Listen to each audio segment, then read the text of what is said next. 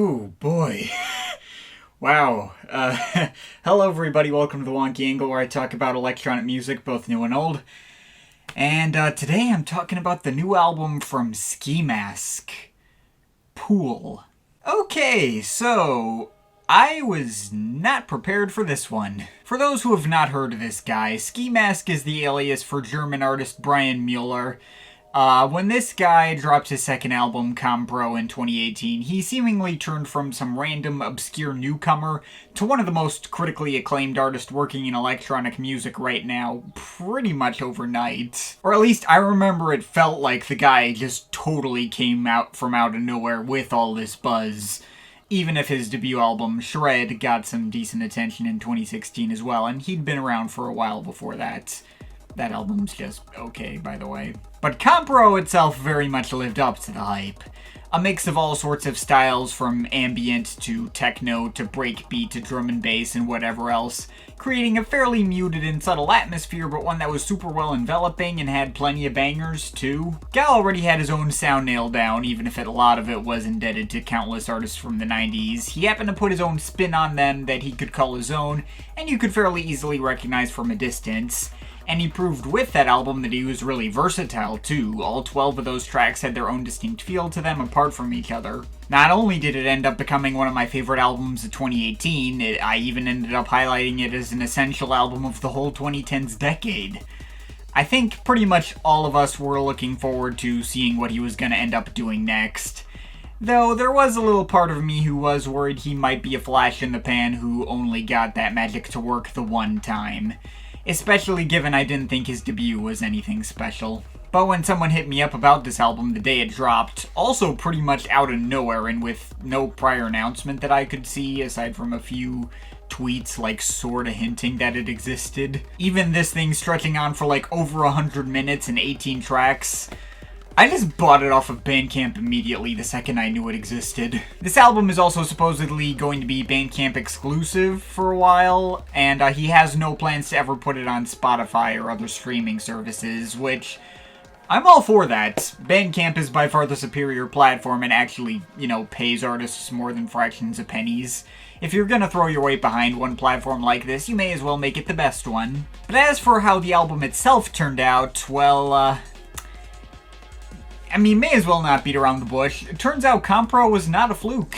Pool is an excellent collection of music that spreads over just as many genres and sounds as the last album did, if not even more. And doesn't even feel like it stretched on too long for its own good. Now, it may be true that Pool doesn't reveal anything to me about Skee Mask that Compro didn't already. A lot of it is retreading the same sort of territory and going for that same muted and misty vibe, albeit with different permutations of which influences he might be drawing from. But he was able to keep the experience varied enough to justify the length and keep the quality consistently high enough to be on par with his last album too. And honestly, it might even be better.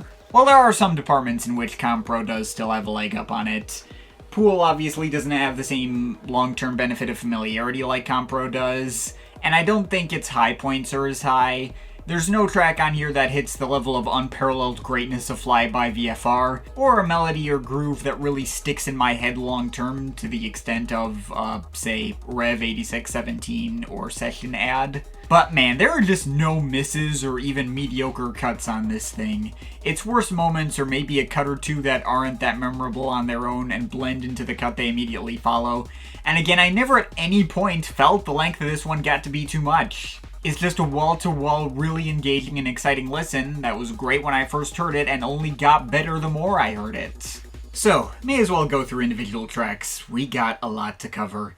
The album makes sure to start out strong with its opening cut, Nvivo, a skittery blend of low-key but fast-paced IDM with lots of cool airy pads and maybe some acid techno through the texture of the blubbery bass lines. I suppose it's as good a tone center as you're gonna get on this album, even if there's too much sonic variety here for one track to really let you know what you're getting into. But it's just a nice little track to pull you in right from the get-go that manages to both be atmospheric and energetic. But I think quite a few of the ideas explored on this track are even a little improved upon in its companion track, Stone Cold 369. Yeah, by the way, there's a running theme on this album of tracks immediately being followed by exactly one other track that feels like a direct continuation of the previous one.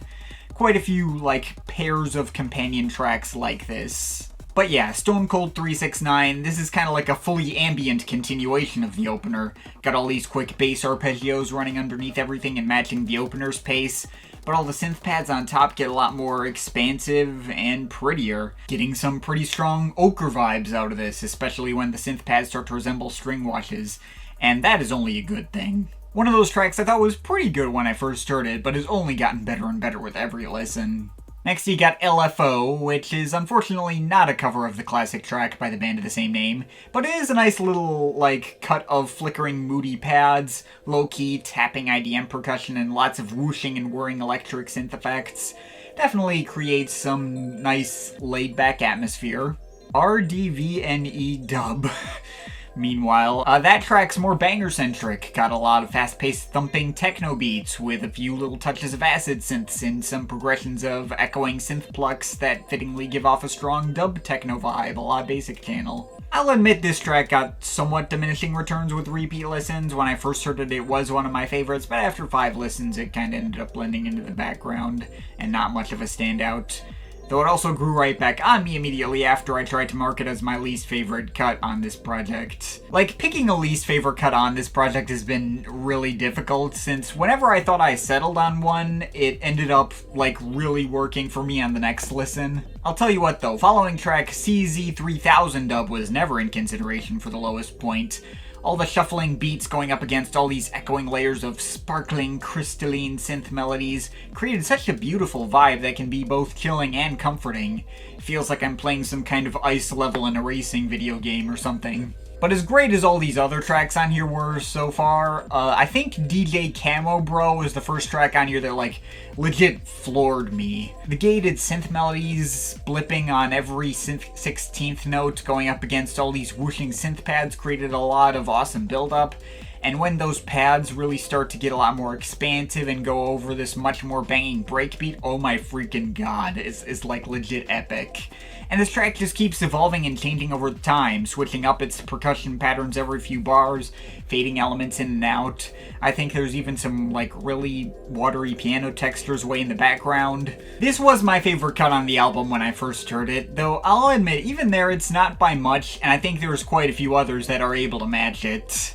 Like, Collapse Casual, for instance, that's another major favorite on roughly the same level, and despite that Audiker NTS Sessions invoking title, this is actually a lot more of like a breakbeat banger along the lines of something like Cavity Job.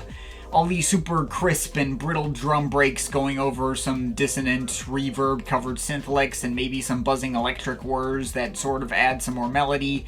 And there's also these filtered horn section samples that sound like they were taken out of some old, like, big band type records from the 60s or something, I don't know. It's probably the most abrasive track in the bunch, but it is so much fun to listen to, and that groove is so infectious. Now, this track also has a direct continuation track called Breathing Method that I'm not as hot on. Mainly because it feels maybe a bit lacking on the progression side. I would often not even notice that it wasn't still Collapse Casual. But this one certainly has its own flavor to set itself apart. It focuses on a lot of these much heavier techno beats, with a few shuffling breaks thrown in there.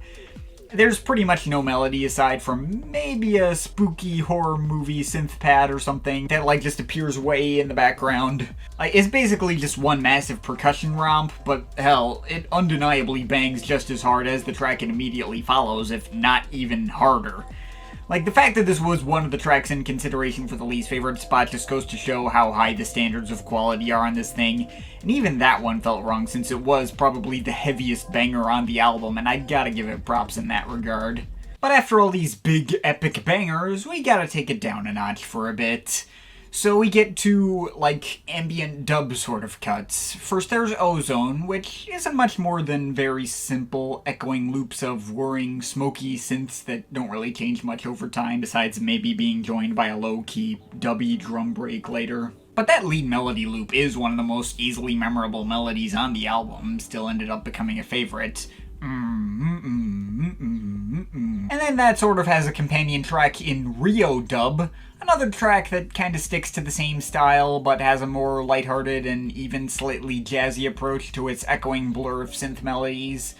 as well as these formless drum samples that kind of just crash all over the place and fade in and out at various intervals without forming any stronger groove, and are always like really in the background. This might have been a least favorite candidate when I first heard it, since I didn't think it was as catchy as Ozone, but it grew on me in record time, since it gives me really strong sounds from the ground vibes in the best way. It sounds like one of their ambient-centric cuts that could have ended up on Through the Ages 2 or something. Such a freaking nice vibe created by this one. But if you've had enough of the ambient excursions now, we get right back into banger territory with Testo BC Mashup. Just a total balls-to-the-wall drill and bass cut that has all the amen breaks going up against this light and breezy set of synth chords, with maybe a few occasional sidetracks into 909 drum machines going in halftime. I got some really strong, square pusher vibes out of this one. Just add in some of that guy's hyper-speed electric bass playing, and this could have easily made itself at home on Ultra Visitor. Though next we get this track's more atmospheric companion track in Dolan Tours, which I don't think is as great, but still really holds up in its own right. Still got lots of crashing amen breaks and various other drum and bass rhythms underpinning everything throughout, but it's also got this constant loop of melancholy synth chords that seems to be much more in focus than the ones on the previous track. Even despite this track similarly being a total banger, it feels a lot moodier and more enveloping. And it leads quite nicely into following ambient cut, Absence, which does really stick out from the track listing with its layers of watery synth effects, buzzing whirs, and this one, dissonant little synth chord that is just two notes a half step from each other. It creates this really spooky and unnerving vibe, and that's all before all these other light, choir-like pads envelop the mix and make everything a lot more chilling and emotionally charged. This was also one of the lower points on first listen, and I could not tell you why at this point. Maybe I thought the synth notes clashed with the other elements or something like that, but no, this is just now one of the most memorable cuts in the bunch and fully cemented as a favorite. But next we get 60681Z, another banger that hits very differently from the other ones here. It's got all these really crisp retro drum machines that give me 80s hip-hop electro vibes that sort of have a slight fuzzy texture to them as well. Also got these dissonant noises coming and going, mostly switching off between one mid-lower fifth and some creepy echoing sounds that barely have any melody at all. And then these really fat synth bass lines come in underneath them at one point. Is just so freaking cool. Cross Section, meanwhile, that was another one of those tracks in consideration for the least favorite spot, since on some level it's a less texturally distinct or memorable companion to the previous track. But I do think the melodies on this one are better. They're played through lots of weird, filtered, wobbly guitar-like sounds, but somehow they end up oddly catchy and even kind of have a neat driving chord progression underneath them. And the airy pads that come in later help accentuate that. I mean, I don't know if it's one of my biggest favorites, but once I actually noticed what it was doing, I knew I could not pick it as the lowest point. It's still really freaking good. And now we're getting into the last stretch of the album. We get a particularly strange cut in Harrison Ford.